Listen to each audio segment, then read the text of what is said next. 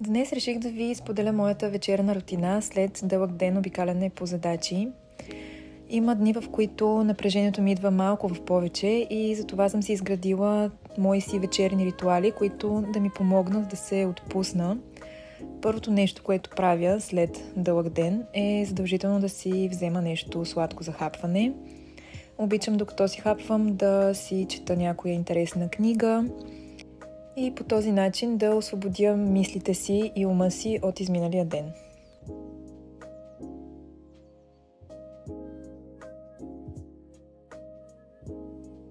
След това много обичам да си направя една 15-20 минутна отпускаща йога практика, заедно с дихателна техника и медитация задължително накрая. Цялото това нещо ми помага наистина да се откъсна от ежедневието и да успокоя ума си. За да се подготвя, обичам да си паля ароматна свещ, както и ароматни пръчици.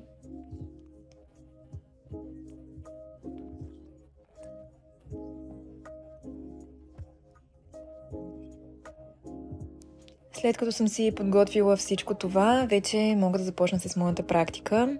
Започвам винаги с дихателна техника. В случая правя алтернативно дишане, в което се редува издишване и вдишване през едната ноздра, издишване и вдишване през другата ноздра. Това е една от любимите ми дихателни техники.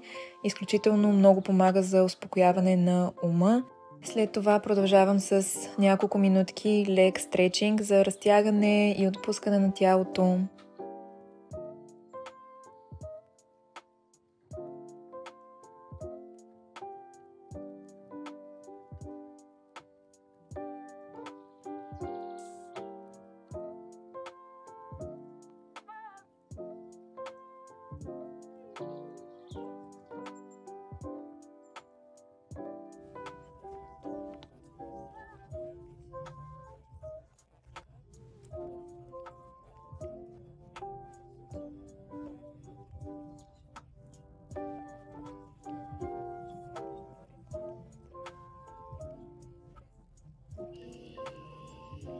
Когато приключа с практиката си, обичам да масажирам тялото си, за да отпусна мускулите и да се приготвя за сън.